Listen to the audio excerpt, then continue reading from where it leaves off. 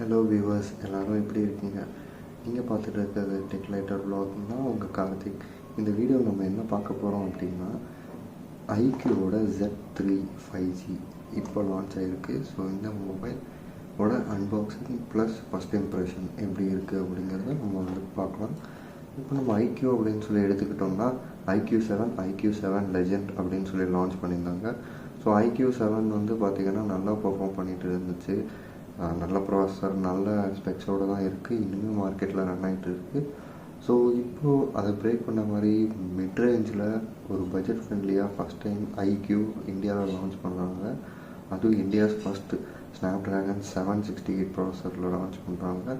So இந்த phone எப்படி இருக்குது அப்படிங்கிறத நம்ம வந்து வீடியோக்குள்ளே போய் பார்ப்போம். ஸோ இதுதான் IQ Z3 5G.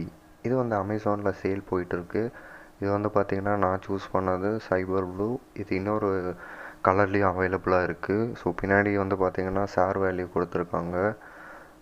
So open பண்ணோன்னா நல்லா பேக்கிங் மாதிரி தான் இருக்குது. ஸோ ஓப்பன் பண்ணதும் வந்து பார்த்திங்கன்னா C டைப் கேபிள் ஒன்று கொடுத்துருக்காங்க. ஸோ இதை எடுத்து தனியாக வச்சிடலாம். அடுத்தது அந்த இதுக்குள்ளே என்ன இருக்குது அப்படின்னு பார்த்தீங்கன்னா சிம் எஜெக்டர் டூல் கண்டிப்பாக இருக்கும். மேபி யூசர் மேனுவல், ஆமாம். அதுக்கப்புறம் ஓகே கேஸ் ஒன்று கொடுத்துருக்காங்க. ஸோ இதெல்லாம் சைடில் வச்சிடலாம். இது தனித்தனியாக எடுத்து வச்சிடலாம். சிம் எஜெக்டர் டூலும் மேனுவலும் இருக்குது. இப்போ கேஸை பார்த்தீங்கன்னா ஃப்ரீயாக கொடுத்தது தான், பட் இருந்தாலும் ஓகே, லைக் ரொம்ப மொக்கையாலாம் இல்லை. அடுத்தது நம்ம செல்லக்குட்டி ஐக்யூவை வெளியே எடுப்போம். இது நல்ல பேக்கேஜில் பண்ணியிருக்காங்க. இது எடுத்து கிழிஞ்சிருமோ? இல்லை, ஓகே. ஃபோன் வந்து கொஞ்ச நேரம் கழித்து பார்ப்போம். சைடில் இப்போதைக்கு வச்சிடலாம்.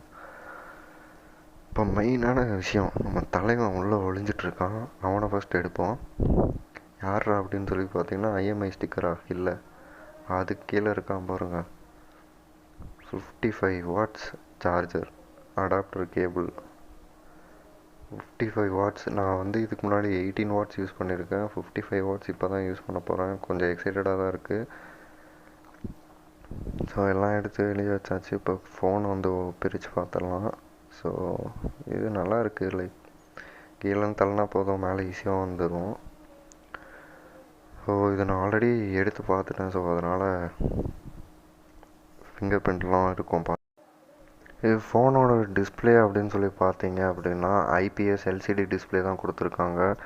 பின்னாடி வந்து ஃபிங்கர் பிரிண்ட் படியுது. ஸோ கேஸ் யூஸ் பண்ணிக்கோங்க. முன்னாடி வந்து செல்ஃபி கேமரா கொடுத்துருக்காங்க 16 மெகா பிக்சல். மேலே வந்து சிம் எஜெக்டர் இருக்குது. ஸோ அதில் அப்புறம் நாய்ஸ் கேன்சலேஷன் மைக் இருக்குது. அதுக்கப்புறம் ரைட் சைடில் வால்யூம் கீஸும் ஃபிங்கர் பிரிண்ட் சென்சரும் பவர் பட்டனும் இருக்குது.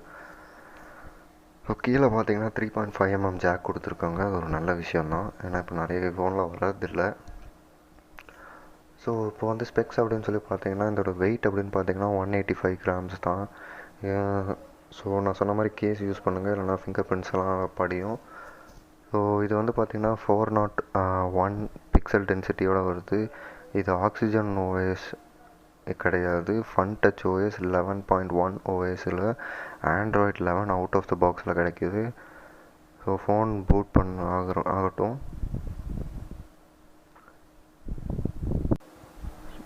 ஸோ ஃபோன் வந்து பூட் அப் ஆகிடுச்சு பாருங்கள். ஸோ நான் ஃபிங்கர் பிரிண்ட் வைக்கிறேன், தெரியுதா? கொஞ்சம் ஃபாஸ்ட்டாக தான் இருக்குது. போக போக நான் வந்து ஃபுல் ரிவ்யூவில் சொல்கிறேன். இதில் வந்து தேவையில்லாத பூட் லோடர்ஸ் எல்லாம் அன்இன்ஸ்டால் பண்ணலாம். ஸோ இந்த ஷேர் சாட்டு, இந்த மேக்ஸ் டேக்கா, இதெல்லாம் தேவையே இல்லை. நியூஸ் சென்டர்லாம் யார் படிக்க போகிறா? இதெல்லாம் வந்து அன்இன்ஸ்டால் பண்ணலாம். ஸோ ஆப்ஷன் இருக்குது. ஸோ ப்ராப்ளம் கிடையாது. இப்போ செட்டிங்ஸ்குள்ளே போய் நம்ம அபவுட் ஃபோனில் போய் பார்க்கலாம். இந்த ஃபோனில் ஃபன் டச் OS நான் சொன்ன மாதிரி 11.1 OSயில் கொடுத்துருக்காங்க. இது வந்து ஆண்ட்ராய்ட் 11 ரன் ஆகுது. 128 GB மெமரி இருக்குது. ஸோ ஆண்ட்ராய்ட் 11 பாருங்கள்.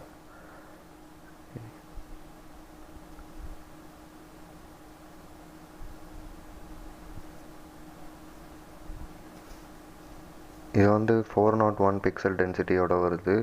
இதில் வந்து நமக்கு 6 GB ரேம் ப்ளஸ் 1 அப்படின்னு போட்டிருக்காங்க. அது அந்த virtual RAM memory. So one GB extra அப்படிங்கிற மாதிரி சொல்லியிருக்காங்க. பார்ப்போம். இது வந்து ஸ்னாப்ட்ராகன் 768 5G Adreno 620 வந்திருக்கு. ஸோ யூஸ் பண்ணி பர்ஃபார்மன்ஸ் எப்படி இருக்குது அப்படிங்கிறத பார்ப்போம். மற்றபடி அல்ட்ரா கேம் மோடு இருக்குது. ஸோ இதெல்லாம் டெஸ்ட் பண்ணி பார்க்கலாம். நார்மல் தான். இப்போ கால் நோட்டிஃபிகேஷன்லாம் மியூட் பண்ணுறது யூஸ் பண்ணி பார்த்துட்டு நான் சொல்கிறேன். இப்போ வந்து பார்த்தீங்கன்னா தெரியும், நல்லா ஸ்மூத்தாக இருக்குது.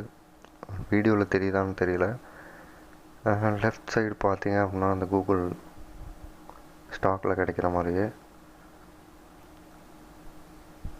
கேமராஸ் பார்ப்போம். கேமராஸில் பார்த்தீங்கன்னா உங்களுக்கு 3 ஆப்ஷன் கொடுத்துருக்காங்க. ஒன்று நார்மல் கேமரா 64 மெகா பிக்சல், இன்னொன்று அல்ட்ரா வைட், அதுக்கப்புறம் மேக்ரோ 2x 2 MB இருக்குது. இது வந்து எல்லா ஃபீச்சர்லேயும் இருக்குது. லைக் ஃபார் எக்ஸாம்பிள் உங்களுக்கு நைட் மோட்லேயும் இருக்குது, போர்ட்ரைட் மோட்லேயும் இருக்குது. எல்லாத்துலேயும் உங்களால் வந்து அல்ட்ரா வைடும் எடுக்கலாம், நார்மல் பிக்கும் எடுக்கலாம், மேக்ரோ சென்சர் மூலிமாவும் எடுக்கலாம். ஸோ இதில் இன்னொரு ப்ளஸ் அப்படின்னு சொல்லி பார்த்தீங்கன்னா EAS சப்போர்ட் இருக்குது. ப்ளஸ் 4K வீடியோஸ் வந்து 60 FPS பண்ண முடியும். ஸோ இதெல்லாம் தான் செட்டிங்ஸ். செல்ஃபி கேமரா அப்படின்னு பார்த்தீங்கன்னா 16 மெகா பிக்சல். ஸோ இந்த 16 மெகா பிக்சலில் வந்து பார்த்தீங்க அப்படின்னா உங்களுக்கு வீடியோ அப்படிங்கிறது 1080p 30 FPS நீங்கள் வந்து எடுக்கலாம்.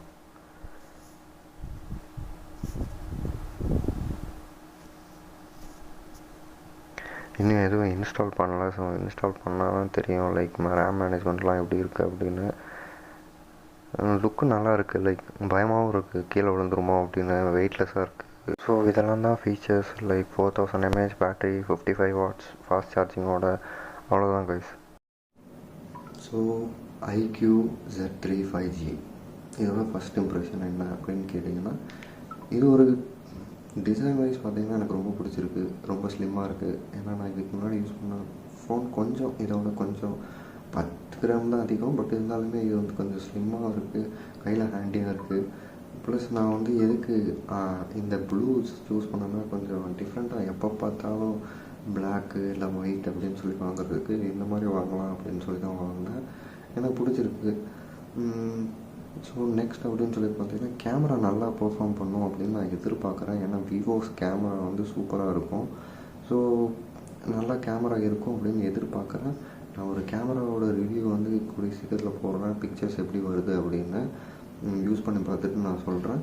செகண்ட் பார்த்திங்கன்னா, இதில் வந்து இந்தியாஸ் ஃபஸ்ட்டு ஸ்னாப்ட்ராகன் 768G கொடுத்துருக்காங்க.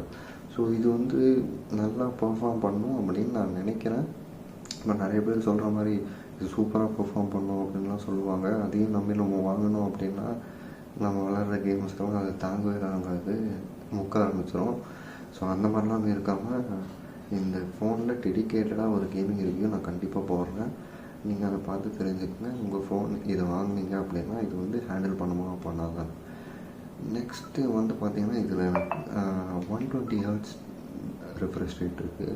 ஸோ நான் 90 Hz யூஸ் பண்ணியிருக்கேன். இது 120 Hzங்கிறது நல்லாவே இருக்குது, சூப்பராக இருக்குது. லைக் உங்களுக்கு எங்கேயுமே ஸ்டட்டர் தெரியல, இல்லை லேக் ஆகிற மாதிரி ஃபீல் இல்லை. மேபி ஃப்யூச்சரில் வரலாம். பட் இருந்தாலும் நான் யூஸ் பண்ணி பார்த்துட்டு சொல்கிறேன். இதில் நம்ம வரி பண்ணுற மாதிரி அப்படின்னு சொல்லி பார்த்தீங்கன்னா எனக்கு ரெண்டே விஷயந்தான். ஒன்று, இதில் கொடுத்துருக்க கிளாஸ் வந்து கொரில்லா கிளாஸ் கிடையாது. ஸோ நீங்கள் வந்து பார்த்து ஹேண்டில் பண்ணணும். அதை மட்டும் பார்த்துக்கோங்க. ரெண்டாவது, அப்படியே எல்லாருமே சொல்கிற விஷயம் அப்படின்னு பார்த்தீங்கன்னா, ஃபன் டச் ஓஎஸ் தான் கொடுத்துருக்காங்க. இது வந்து விவோ மாதிரியே இருக்குதுன்னு. பஸ் விவோவோட சப் பிராண்ட் தான் வந்து Iqoo. ஸோ விவோ மாதிரி தான் இருக்கும். ஸோ அதுலேயும் ஒன்றும் பெரிய இஷ்யூ ஒன்றும் கிடையாது. விவோவுக்கு இருக்கிற அத்தனை ஃபீச்சர்ஸும் இதுலேயும் இருக்குது. ஸோ ஃபன் டச் பெரிய இஷ்யூவாக இருக்காதுன்னு தான் நான் நினைக்கிறேன். ரெண்டாவது பார்த்திங்கன்னா, 5Gயில் 2 பேண்ட் தான் கொடுத்துருக்காங்க. ஃப்யூச்சரிஸ்டிக்காக போனால் அது ஒரு ப்ராப்ளமாக இருக்கும், அதை நானும் ஒத்துக்கிறேன். ஆனால் நிறைய பேர் அதையும் ஒரு ரீசனாக சொல்லிகிட்டு இருக்காங்க. அதுதான் என்னால் ஒத்துக்க முடியல. ஏன் அப்படின்னு சொல்லி பார்த்தீங்கன்னா, இன்னும் இந்தியாவில் 5G வரட்டும். வந்ததும் அவங்க நம்ம ஃபோனில் இருக்கிற அந்த பேண்ட் சப்போர்ட் ஆகலை அப்படின்னா அப்போ பார்ப்போம். இப்போ நம்மளுக்கு என்னது இந்த ஃபோன் யூஸ் பண்ண போகிறோம் கரெக்டுங்களா. நம்ம சொல்ல முடியாது, ஃப்யூச்சரிஸ்டிக்காக தான் எல்லாமே வாங்குவோம். பட் அது நம்மளுக்குன்னு டைமு எல்லாமே இருக்குது. ஸோ நம்ம யூஸ் பண்ணி பார்த்தா தான் நமக்கு தெரியும். வரட்டும், அவங்க லான்ச் பண்ணட்டும், அதுக்கப்புறம் இது யூஸ் ஆகலை அப்படிங்கும்போது அந்த டைமில் நம்ம கன்சர்ன்ஸ் ரைஸ் பண்ணலாம். அதுக்குன்னு இப்போவே இதை இக்னோர் பண்ணோம் அப்படிங்கிறதுல. ரெண்டாவது என்ன நான் சொல்லணும்னு நினச்சேன்னா, இது ஒரு ஃபீச்சர் கிடையாது. இது நார்மல் 10,000 ஃபோன் வாங்கினாலுமே வரும்.